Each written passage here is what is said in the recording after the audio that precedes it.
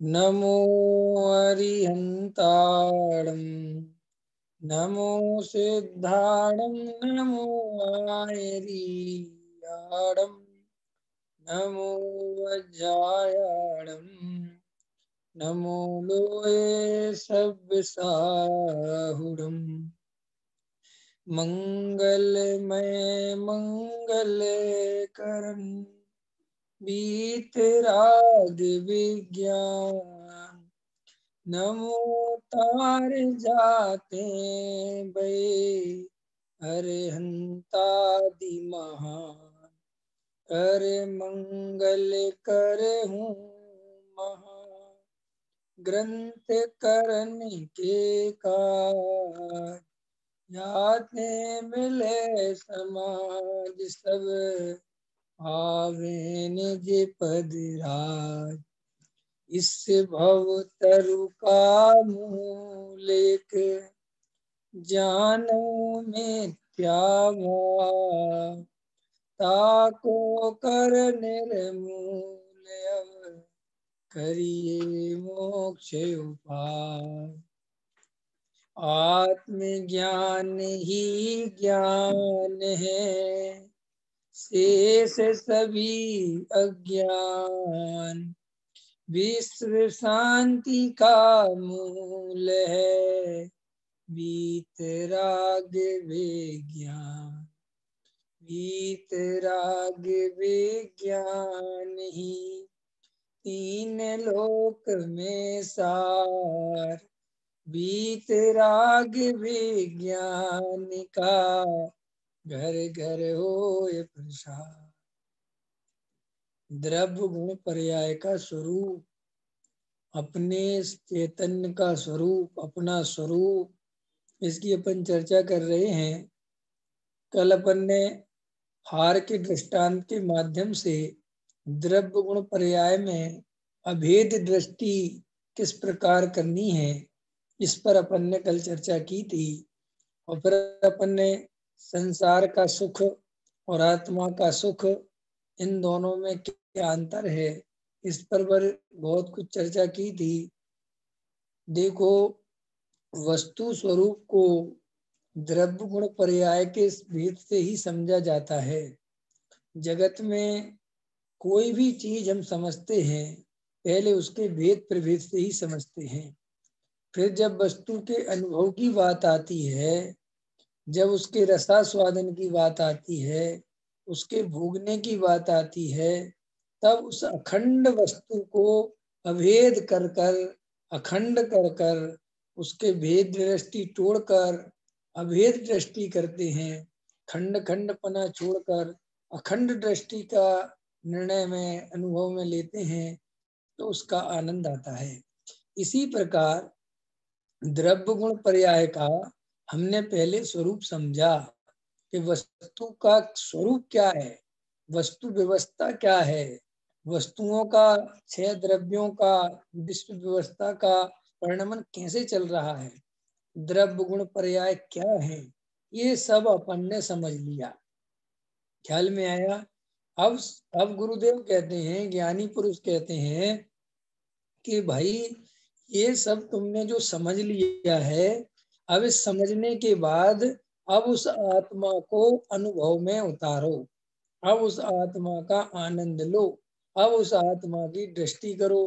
कि साहब द्रव्य की दृष्टि लें कि गुण की दृष्टि करें कि पर्याय की दृष्टि करें, कि देखो अब ये सब भेद छोड़ दो, और एक जो त्रिकाली ध्रुव है उसमें पर्याय भी शामिल है और गुण भी शामिल है, और उन्हीं के पिंड का नाम तो द्रव्य है। क्यों? क्योंकि गुण और पर्यायों से अलग कोई द्रव्य नहीं है। जैसे पर्याय गुण के बिना नहीं होती, गुण द्रव्य के बिना नहीं होता, और द्रव्य गुण पर्याय के बिना नहीं होता। द्रव्य किसे कहते हैं? गुणों के समूह का नाम द्रव्य है। पर्याय किसे कहते हैं? गुणों के परिणमन का नाम पर्याय। कितना सरल है, बहुत सरल बात है। देखो, द्रव्य गुण पर्याय के संदर्भ में मैं जहां तक समझता हूँ, लोग पढ़ाई करते करते बहुत कंफ्यूज हो जाते हैं। उनको ऐसा लगता है द्रव्य कोई अलग चीज है, गुण कोई अलग चीज है, पर्याय कोई अलग चीज है।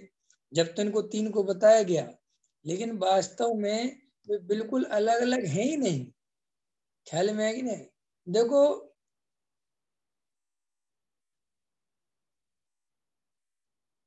द्रव्य दृष्टि नाम का ग्रुप है ना अपना, द्रव्य दृष्टि। अच्छा बताओ, द्रव्य दृष्टि नाम का ग्रुप का मतलब क्या है?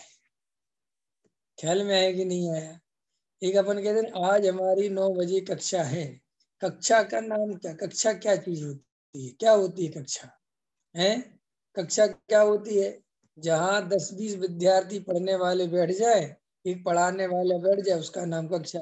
कोई कैसा इनसे भिन्न कोई कक्षा बताओ, तो उनसे भिन्न कोई कक्षा नहीं है, उसी का नाम कक्षा है। ऐसे ही गुणों से भिन्न कोई द्रव्य नहीं है, गुणों के समूह का नाम ही द्रव्य है। जैसे स्पर्श रस गंध वर्ण, ये पुद्गल के गुण हैं, तो स्पर्श रस गंध वर्ण से भिन्न कोई पुद्गल द्रव्य थोड़ा ही है, और उनके जो आकार प्रकार है उनकी पर्याय हैं। ऐसे ही आत्मा में ज्ञान दर्शनमयी अनंत गुण है, उसके पिंड का नाम द्रव्य है, उनके समूह का नाम द्रव्य है, और उन्हीं गुणों में प्रति समय परिणमन चल रहा है, उनका नाम क्या है? पर्याय है। कितनी सरल बात है, कितनी कितनी गजब की बात है। पंखा किसे कहते हैं सचिन जी? पंखा किसे कहते हैं? जिसमें 3 पंखड़ी होती हैं और बीच में एक वो लगा रहता है, उस सबका नाम क्या है? पंखा। अच्छा, पंखड़ी से भिन्न कोई पंखा है क्या? मोटर से अलग कोई पंखा है क्या? कि नहीं, इनके समूह का नाम पंखा है। फिर वो तेज घूमता है, उस घूमने का नाम पर्याय है। ख्याल में है ना? तो घूमता कौन है? कौन घूमता है? कैसा? वो पंखे ही घूमता है, लेकिन वो घूमते हुए भी, परिणमन करते हुए भी एक रूप बना रहता है, तो उसका नाम द्रव्य है। परिणमन करते हुए भी द्रव्य अपने स्वरूप में सदाकाल एक जैसा रहता है, इसका द्रव्य नाम है। जानना जानना जानना जानना जानना जानना कई रूप में द्रव्य का परिणमन हो रहा है। एक गुण मोह राग द्वेष रूप परिणमन रहा है, एक श्रद्धा का परिणमन अलग हो रहा है, चारित्र का परिणमन अलग हो रहा है, सुख का परिणमन, वीर्य का परिणमन, अनंत अनंत गुण है, अनंत गुणों का परिणमन चल रहा है। तो अनंत गुणों के परिणमन में भी कैसा परिणमन हो रहा है कि अनंत गुणों के परिणमन में भी जो परिणमन होते हुए भी अपरिणमा रहता है, माने जो परिणमते हुए भी एक रूप बना रहता है, माने उसके गुण चेंज नहीं होते। नहीं समझ में आया? जैसे चारित्र गुण है, चारित्र गुण, श्रद्धा गुण, है ना? अपने गुणों को, अभी श्रद्धा गुण मिथ्यात्व रूप परिणमन हो रहा है, मिथ्यात्व की पर्याय आई, फिर सम्यक दर्शन की पर्याय आई, अभी मोहराग देश के परिणाम आए, फिर जो है वीतरागता के परिणाम आए। तो देखो, इन सब के बीच में चारित्र गुण में कोई अंतर नहीं आया। पर्याय तो अलग अलग आई, लेकिन गुण में कोई अंतर नहीं आया, गुण ज्यों का त्यों बना रहा। गुण ज्यों का त्यों बना रहा, इसी का नाम है द्रव्य ज्यों का त्यों बना रहा। ख्याल में आया कि नहीं आया? क्योंकि गुणों से भिन्न कोई द्रव्य नहीं है, तो अपन कहते द्रव्य नहीं बदलता। तो द्रव्य नहीं बदलता माने गुण नहीं बदलते, तो गुण नहीं बदलते माने वो अपने स्वभाव को नहीं छोड़ते। ऐसा नहीं होता कि ज्ञान गुण, दर्शन गुण, चारित्र गुण, जैसे चारित्र गुण राग द्वेष रूप परिणमन कर गया, अब वो हमेशा के लिए रागी द्वेषी नहीं हो गया, उसमें अभी भी अपने वीतरागता रूप परिणमन करने की सामर्थ्य है, और वो वीतरागी रूप परिणमन हो जाएगा। तो श्री गुरु कहते हैं कि गुणों में विकार रूप परिणमन भी होता है, तो भी वे अपने स्वभाव की मर्यादा को नहीं तोड़ते।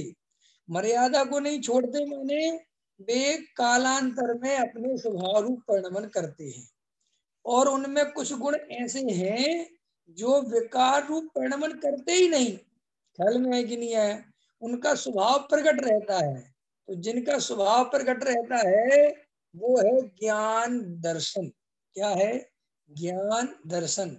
तो अब क्या है, वस्तु स्वरूप को कैसे समझना है कि साहब चारित्र में तो विकार चल रहा है, कि हाँ चल रहा है, श्रद्धा में तो विकार चल रहा है, तो विकार से विकार को पकड़ोगे तो स्वभाव को कैसे पकड़ोगे?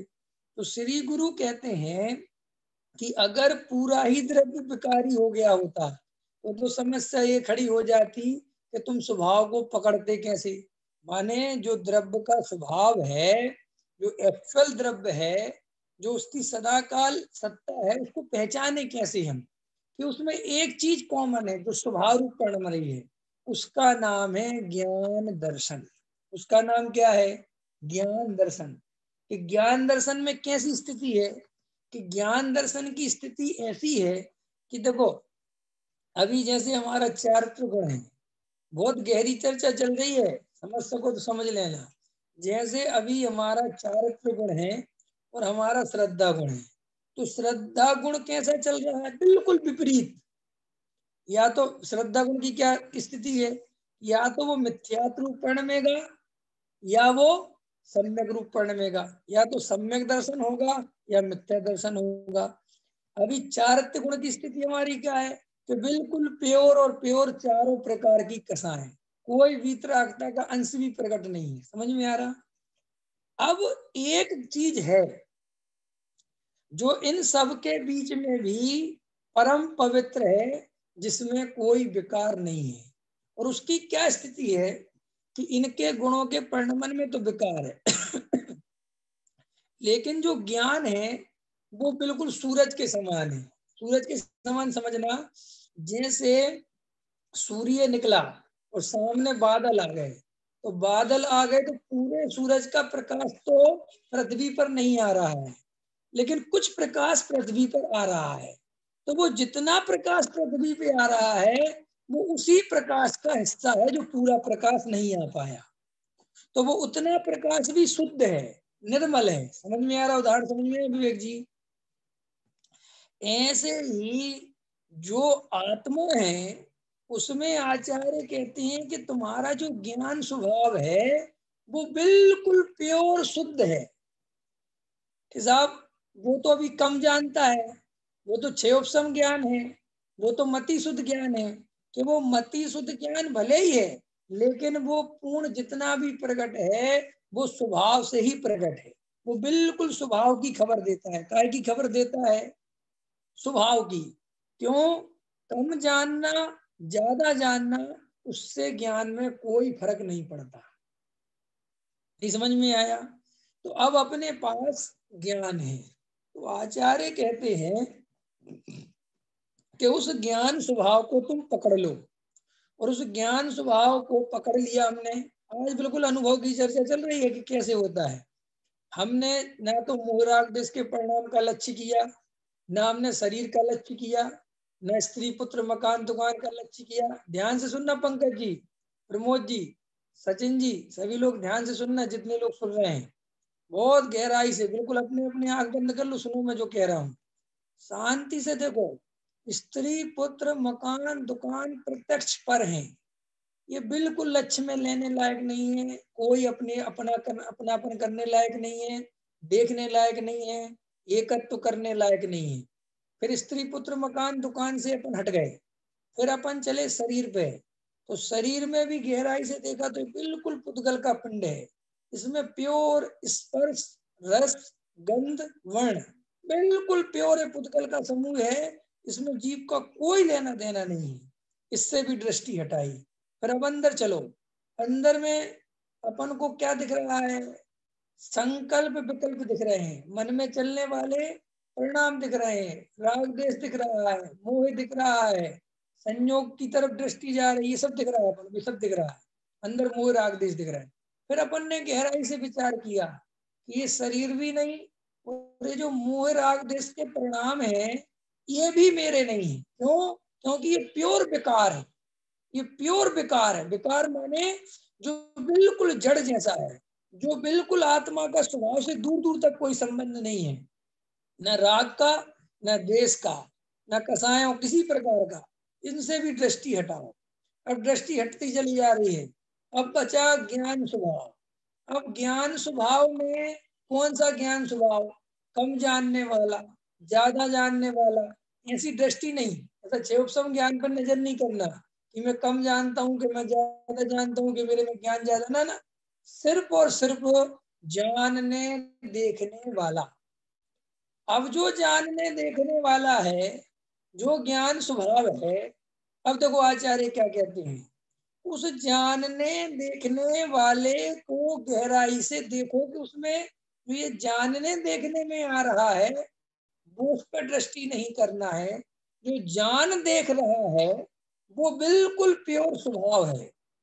अब उसको ज्ञान नाम देना ख्याल में है कि नहीं आया, कि अपने साहब ये ज्ञान है कि ज्ञान है कि ज्ञान नहीं, तुम्हें से विकल्प नहीं, बस ये ही आत्मा है, ये ही मैं हूँ, ये ही मेरी सत्ता है, यही मेरा द्रव्य है, यही त्रिकाली ध्रुव है, यही ज्ञायक है। अब आचार्य कहते वहां दृष्टि बिल्कुल टिका दो, ना उसमें ये सोचो कि ये आत्मा का एक गुण है, कि ये गुण है कि पर्याय, कुछ नहीं है। सिर्फ जो जाननहार है वही मेरा स्वभाव है, वही मेरी सत्ता है, वही मैं हूँ।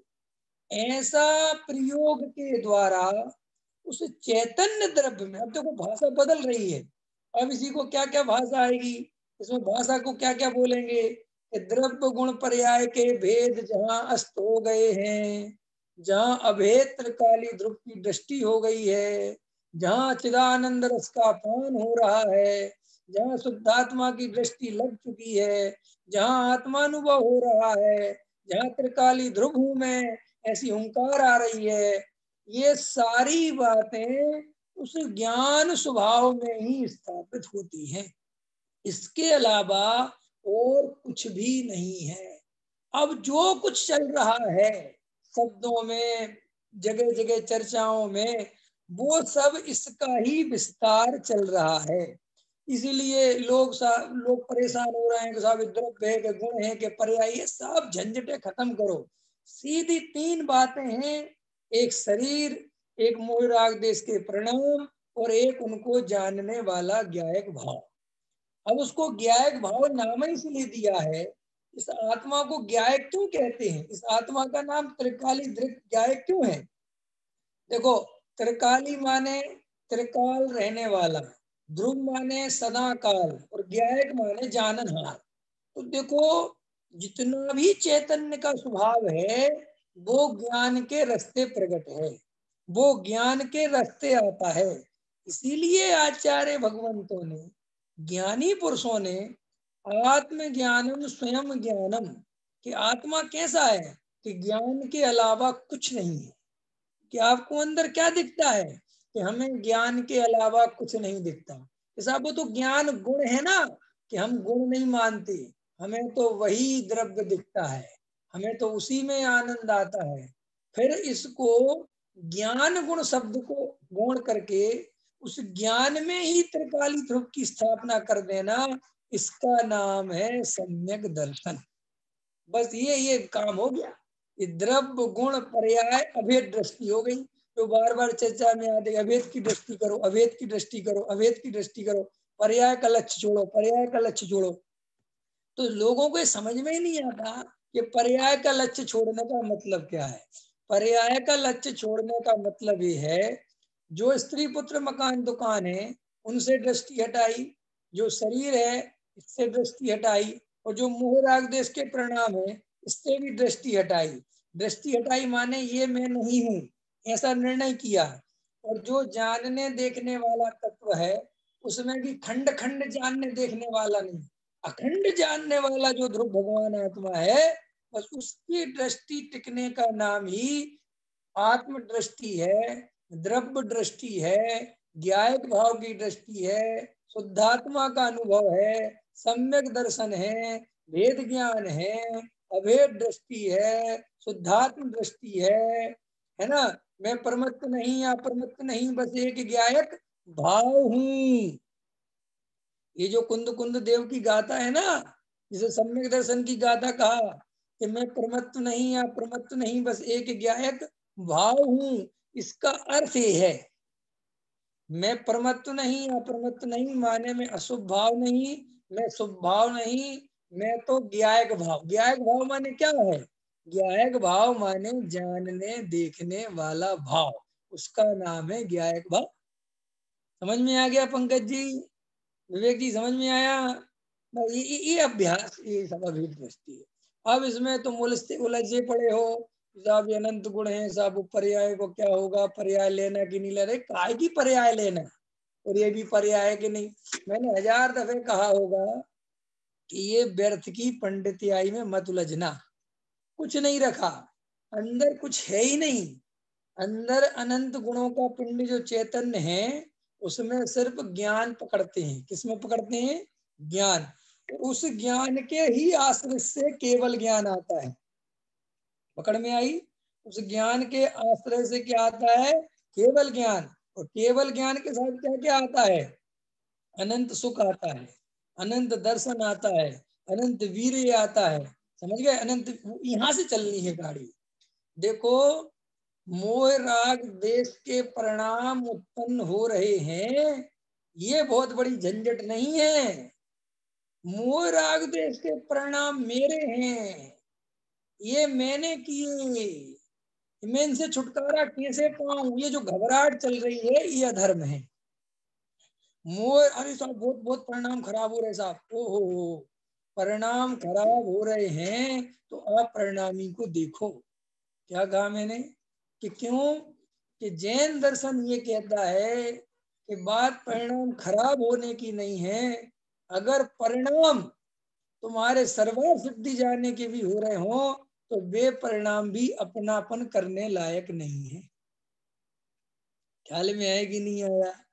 इसीलिए ये भाई, शुद्धात्मा का अनुभव करना सरल है, अगर उस वस्तु को समझो तो, और नहीं समझो तो वहां कठिन है ही।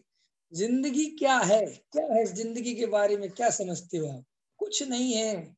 इस देह का स्ट्रक्चर हमारे सामने बना हुआ है, इसके गवाही देने वाले हैं, गवाही देने वाले हैं कि नहीं? बोलो, अरे बोलो, कहाँ गया है, कहाँ गया नमन?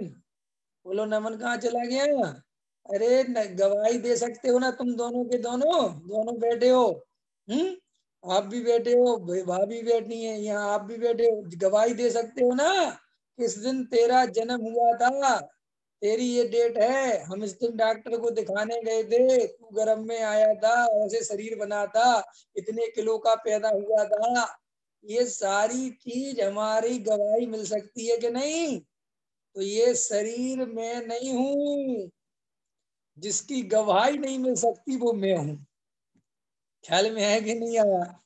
नहीं समझ में आया? कि तुम मेरे बारे में नहीं बता सकते, तुम मेरे शरीर के बारे में बताते।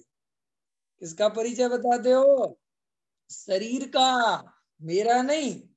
नहीं समझ में आया? मेरा नहीं। क्यों विवेक जी? 9 महीने पेट में रहे कि नहीं रहे? कि नहीं, मैं तो आत्म प्रदेशों में रहा, मैं नहीं रहा। ख्याल में है? और चूंकि अनादिकाल से मिथ्यात्व के कारण, इस शरीर में अपनापन करने के कारण, जिस शरीर को धारण करता है, शरीर को धारण करता है माने जिस शरीर में जाता है, देखो किसी भाषा है, शरीर को धारण करता है। मैंने आज सुंदर सुंदर वस्त्र धारण करे हैं, करे कि नहीं करे? हैं कि साहब वस्त्र धारण करे हैं। थोड़ी सी अपन आज की हिंदी बोलते हैं, आज मैंने अच्छे अच्छे कपड़े पहने हैं। तो कपड़े पहने तो क्या मैं कपड़ा हो गया? पंकज जी, आप बहुत बढ़िया टी शर्ट पहने हो तो ये आप टी शर्ट हो गए हैं? नहीं हुए? नहीं, आप टी शर्ट हो। कभी कभी देखो ऐसा होता है, आप लोगों ने कभी अनुभव किया हो अथवा देखा होगा कि जैसे अपन कहते हैं पीली टी शर्ट इधर आओ, ए लाल टी शर्ट इधर आओ, ए सफेद पैंट इधर आओ, ऐसे बुलाते हैं ना अपन। तो ऐसा किसको बुलाते हैं अपन? बोलो जल्दी, अरे बोलो, समझ में आ रहा?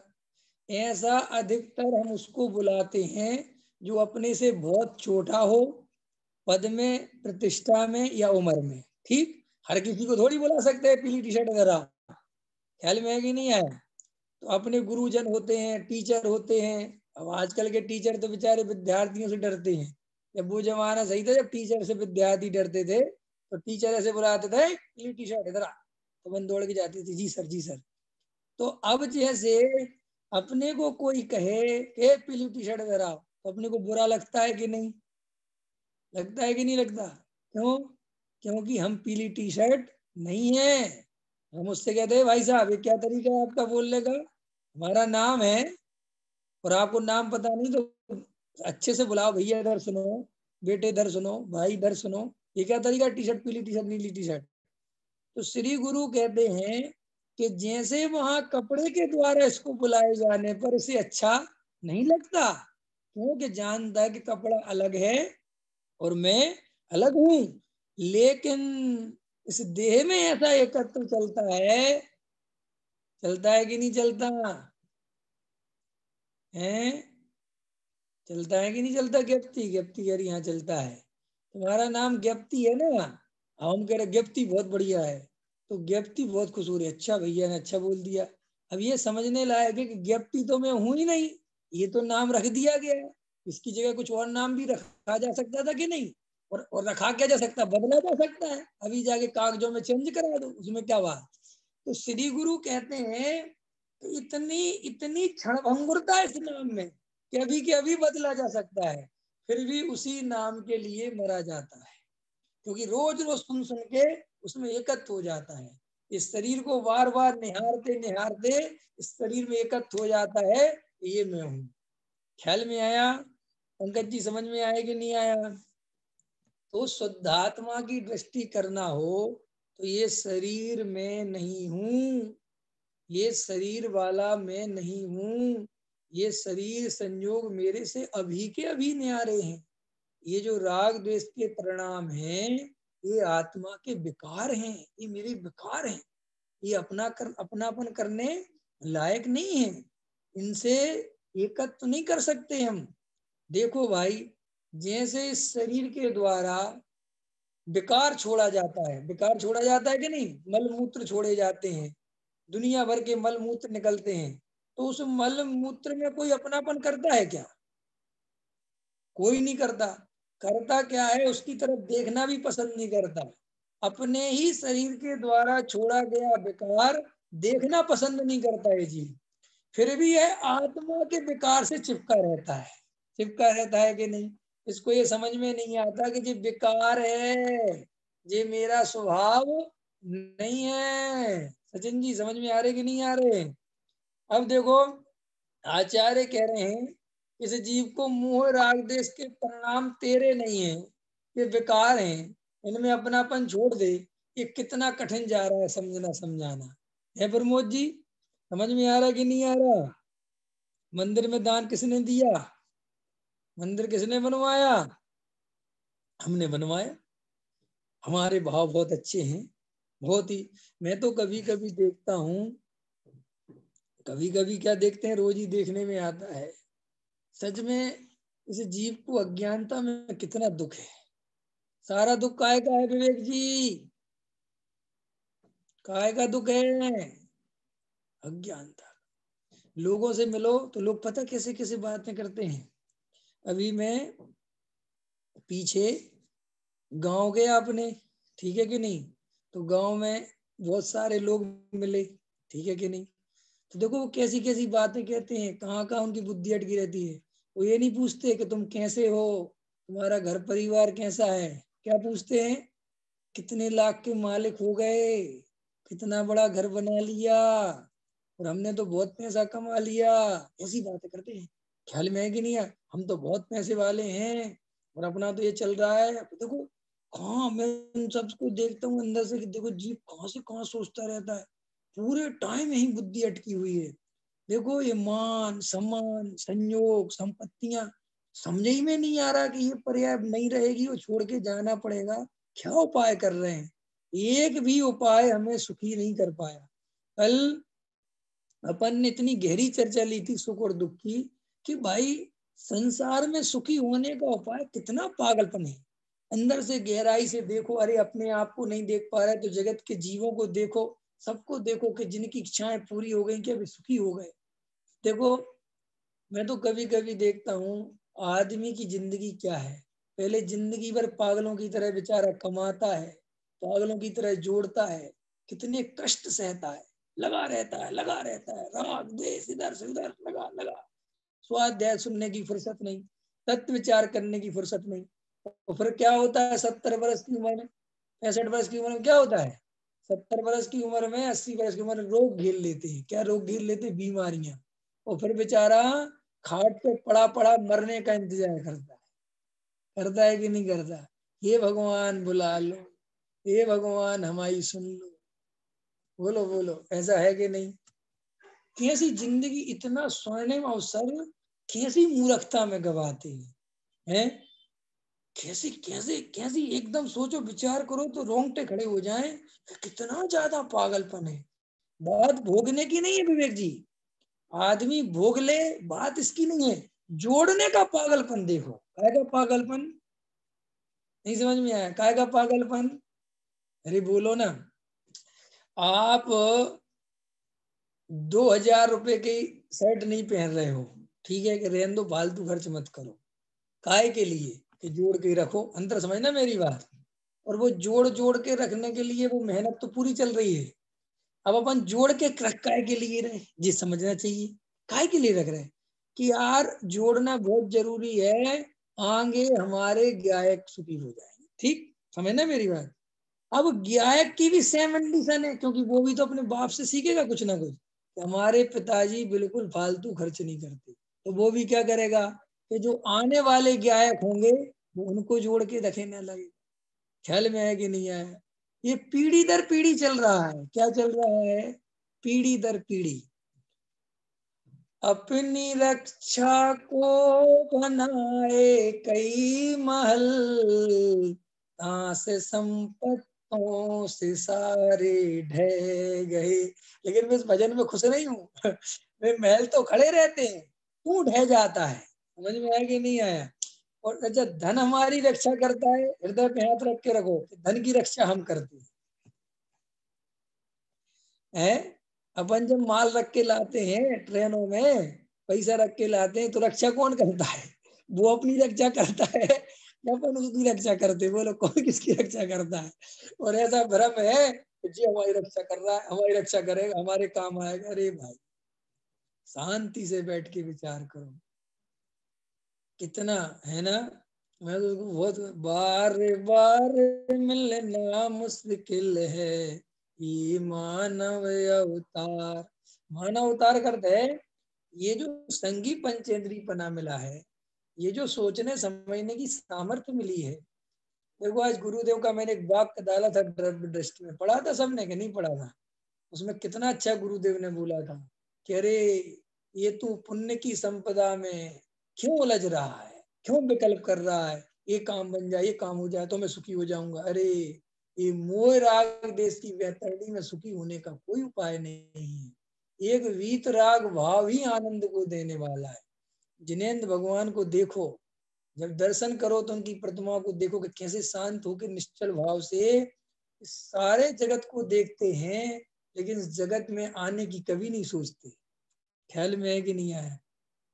सारे जगत का परिणाम उनको दिखाई देता है, उनको इसको जगत के प्रति न राग करते हैं न द्वेष करते हैं। देखो उनके पास कितना वैभव था, कितनी संपत्ति थी, फिर भी उनने उस वैभव संपत्ति को सबको छोड़ छाड़ के अपनी आत्मा के सुख को चुना। बात इतनी सी है भाई, दृष्टि सुधर जाए। क्या कहा मैंने? दृष्टि सुधर जाए, आचरण जब सुधरेगा वो सुधरेगा। क्या कहा मैंने? दृष्टि सुधर जाए। पहले नंबर पर दृष्टि सुधारना जरूरी है। दृष्टि के बिना आचरण सुधरता नहीं, और दृष्टि सुधारे बिना आचरण सुधारने की जो कोशिश करते हैं वे निश्चित ही अज्ञानता को बढ़ाते हैं। इसलिए पहले दृष्टि बदलती है। क्या बदलनी चाहिए? पहले दृष्टि बदलो, पहले अपना नजरिया बदलो, आचरण बाद में बदल जाएगा। आचरण बदलना बहुत आसान है। क्या कहा मैंने? आचरण बदलना बहुत आसान है, दृष्टि बदलना बहुत कठिन है। देखो उदाहरण के लिए मैं देता हूँ, कई लोग गांव से शहर में आ जाते हैं। पंकज जी ध्यान देना, कई लोग गांव से शहर में आ जाते हैं। शिखा जी समझ में आ रही है? तो गांव से शहर में आ गए, तो शहर के हिसाब से उनने अपना माहौल चेंज कर लिया। शहर के लोग जैसे कपड़े पहनते हैं वैसे कपड़े पहनने लगे, शहर के लोग जैसे अपने घर को रखते हैं वैसा अपना घर रखने लगे। ख्याल में है कि नहीं आया? लेकिन अंदर की दृष्टि नहीं पलटती। ख्याल में है कि नहीं आया? क्या कहा मैंने? अंदर की वो दृष्टि नहीं बदलती, बाहर की चीजें तो बहुत जल्दी चेंज कर लेते हैं लोग, लेकिन अंदर की दृष्टि नहीं बदलती। जैसे भाषा की टोन होती है ना, भाषा की टोन, यूपी वालों की टोन अलग, बुंदेलखंडियों की टोन अलग, मराठियों की टोन अलग, गुजरातियों की टोन अलग, है ना, बंगालियों की टोन अलग, ये टोन होती ना। तो देखो, वो बाहर से तो गुजराती मराठी के कपड़े पहन सकता है, मराठी बुंदेलखंड के कपड़े पहन सकता है, बुंदेलखंडी यूपी, लेकिन भैया जब वो बोलेगा तो बस पोल खुल जाएगी। ऐसे श्री गुरु कहते हैं कि आचरण बदलने में कुछ नहीं होता है, तुम 2-4 मुनियों के साथ घूम लो, 2-4-10 दिन 6 महीने रह लो मुनिराजों के साथ, तो तुम वैसे ही आहार करने लगोगे, वैसे चलने फिरने लगोगे, वैसे ही सारी क्रियाएं करने लगोगे, लेकिन अंदर की दृष्टि कैसे पहचानोगे? अंदर कैसे पता चलेगा? देखो अब मुनिराज सामायिक में बैठे हैं, तो मुनिराज सामायिक में जैसे बैठे हैं वैसा बैठ तो सकते हो, लेकिन वे सामायिक में जिस ज्ञायक का अनुभव कर रहे हैं वो कैसे करोगे? अंतर समझ में आया?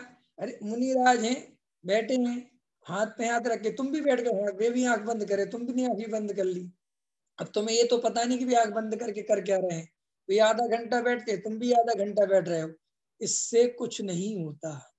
इसलिए दृष्टि बदलने का अर्थ है आंखें खोलकर या आंख बंद करके गहराई से संसार का स्वरूप देखो और अपने आप को देखो कि ये मुझे दुनिया की तरह भीड़ में तो नहीं फंस गया, मैं वही काम में तो नहीं लग गया जो सारी दुनिया लगी हुई है। सब यहाँ अंधों की तरह दौड़ लगा रहे हैं, एकदम गधों की रेस दौड़ रही है, और बड़ा मकान और बड़ा मकान और बढ़िया मकान और बढ़िया मकान और बढ़िया गाड़ी और बढ़िया गाड़ी और बढ़िया गाड़ी और बढ़िया गाड़ी। देखो भाई, जरूरत के हिसाब से जीवन जियो, समझ गए ना? भोग विलासता के नाम पर जीवन बर्बाद मत करो। गाड़ी की जरूरत है, गाड़ी लो, ख्याल में आया कि नहीं आया? क्या कहा मैंने? गाड़ी की जरूरत है, गाड़ी लो। 5 लाख की गाड़ी से काम चल सकता है तो 5 लाख वाली लो, 10 लाख वाली गाड़ी से काम चलता है तो 10 लाख वाली लो, 15 लाख वाली से काम चलता है तो 15, लेकिन पड़ोसी ने चूंकि 50 लाख की खरीदी है इसलिए मुझे भी 50 लाख की लेनी है, ये पागलपन है। ख्याल में आया कि नहीं आया? चूंकि हमारा मकान बहुत अच्छा है, लेकिन अब पड़ोसी ने बहुत बढ़िया मकान बनवा लिया इसीलिए हमें और बढ़िया मकान बनवाना है, ये पागलपन है। तुम्हारी जरूरत जो हो उसके हिसाब से जीवन होना चाहिए। लोगों को देख के जो जीवन जीते हैं वे निश्चित ही अज्ञानी समझना चाहिए। अंतर समझ में आया? निश्चित ही ख्याल में है कि नहीं आया? उसमें कोई डाउट नहीं है। देखो भाई, ज्ञानी कौन है? ज्ञानी कौन है? ज्ञानी कौन है? गधों ने दौड़ लगाई। आज मैंने उस पर देखा था सोशल मीडिया पे कि गधों की रेस थी और शेर शांति से बैठा हुआ था। क्या कहा मैंने? गधों की रेस थी और शेर शांति से बैठा हुआ था। उसमें नीचे लिखा हुआ था गधों की रेस में कभी शेर शामिल नहीं होते। ख्याल में है कि नहीं आया? शेर तो विश्राम करते हैं, शेर क्या करते हैं? विश्राम करते हैं, और शेर को जब जरूरत पड़ती है वो उठता है अपने शिकार के लिए। ऐसे ही श्री गुरु कहते हैं कि ज्ञानी वो है जो कभी जगत के साथ नहीं दौड़ते कि जगत में क्या हो रहा है, उनकी जो जरूरत है, जो उनकी आवश्यकता है, वो उसके हिसाब से चलते हैं। लेकिन चूंकि अब जगत वाले बिल्कुल ही अंध हैं, मोहांध प्राणी हैं, और वे उनके साथ दौड़ लगा के वो अपना समय बर्बाद नहीं करता। समझ में आया? देखो भाई, अंदर से याद रखना, समय आपका और हमारा सबसे ज्यादा स्टेटस मेंटेन करने में बर्बाद हो रहा है, दुनिया को दिखाने में बर्बाद हो रहा है, और वहां तुम्हें कुछ नहीं मिलेगा, कुछ मिल भी नहीं सकता। दुनिया की सलाह क्या मानोगे? दुनिया वाले क्या बताएंगे तुम्हें? हर आदमी अपने अपने हिसाब से अपनी अपनी सलाह देता है। सीधी सी बात है, आप अंतरंग से जिसमें अपने ज्ञाय भगवान आत्मा की दृष्टि हो, अपने स्वरूप के लिए समय मिले, अपने आत्म कल्याण की भावना प्रबल हो, तीव्र ज्ञाय भगवान आत्मा की लगन लगी रहे, वही सम्यक कार्य हैं। जिन कार्यों में चैतन्य को भुलाना पड़ जाए, जिन कार्यों में आत्मा का विस्मरण हो जाए, जिन जगत के जीवों के चक्कर में फंस के जीवन में परम आकुलता बढ़ जाए, ऐसे लोगों की न सत्संगति करने लायक है और ना उनसे रेस लगाने लायक है। सब अपने, देखो बेचारे अज्ञानी जीव करें क्या, उनको अपना त्रिकाली ध्रुव तो पता है नहीं और वे अपने को बड़ा दिखाना चाहते हैं। बताओ पंकज जी, सबसे बड़ा कौन? सबसे बड़ा कौन? जिसे अपना ज्ञायक भगवान आत्मा पता है, वो सबसे बड़ा है, क्योंकि सिद्ध भगवान से कोई बड़ा इस संसार में है नहीं। अब बेचारे अज्ञानी जीव को ये तो पता है नहीं, तो वो बड़ा होना तो चाहता है, उसके अंदर कसाई तो पूरी है, तो वो क्या करता है, और बड़ा मकान और बड़ी दुकान और बड़ी गाड़ी और इसी में लगा रहता है, ताकि उसे लोग बड़ा समझ लें, ताकि उसे लोग समझ लें कि वो कुछ है। और जो सिद्ध भगवान का आनंद पी रहे हैं, अपने स्वरूप का आनंद पी रहे हैं, वो किसी को बड़ा दिखाना नहीं चाहते, क्योंकि उनको पता चल गया है कि मैं तो बना बनाया चैतन्य भगवान हूँ। निहाल भाई का मुझे बोल याद आता है।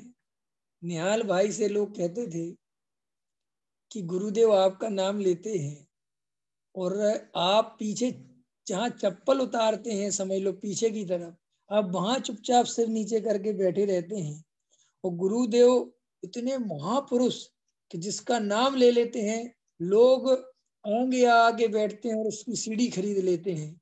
और आपका गुरुदेव आए दिन नाम लेते हैं, आप ना तो कभी अपना परिचय बताते हो, किसी को पता भी नहीं चलता कि निहाल भाई कब आए और कब चले गए। तो वो पता क्या कहते थे कि मुझे इस जगत के जीवों को, मुझे ये जाने, इनसे मेरा परिचय बढ़े, इसका मुझे किसी भी प्रकार का भाव नहीं है। मुझे अनंत अनंत सिद्ध भगवान जानते हैं, ये मेरे लिए काफी है। क्या संजय भैया, समझ में आएगी नहीं है? कौन जानता है? देखो पहले जीव की दशा कैसी होती है, आदमी की दशा ऐसी है। सुनो संजय भैया, जब रोटी नहीं होती तब रोटी के बारे में सोचता है, समझ में आया? और जब रोटी मिल जाती है तो दाल और मिल जाती तो और अच्छा रहता।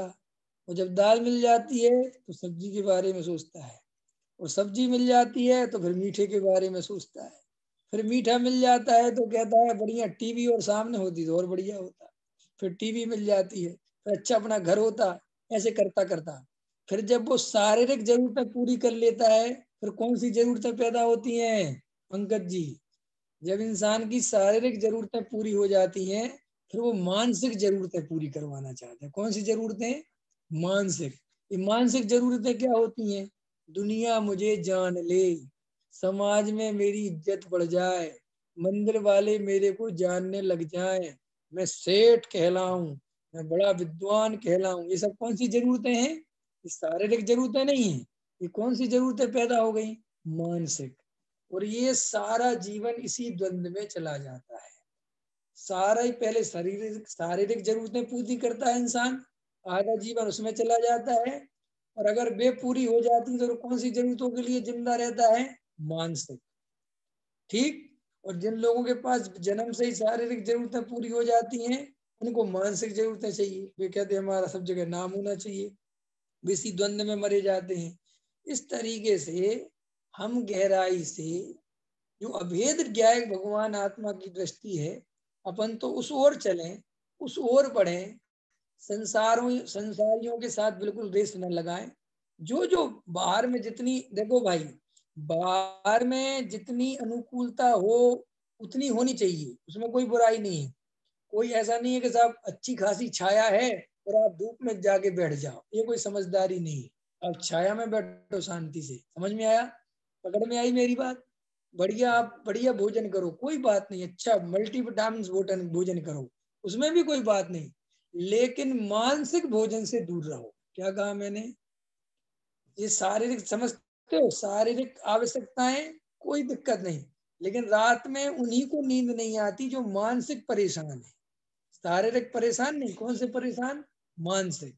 इसीलिए निर्विकल्प रहो और पुण्य प्रमाण बाहर की जो चीजें मिली हुई हैं उनको शांति से यथा योग अपने जीवन उनका सदुपयोग करो और शांति से भेद ज्ञान करो। और जगत के जीवों को बिल्कुल मत सोचो, ना उनमें अपनी बुद्धि लगाओ।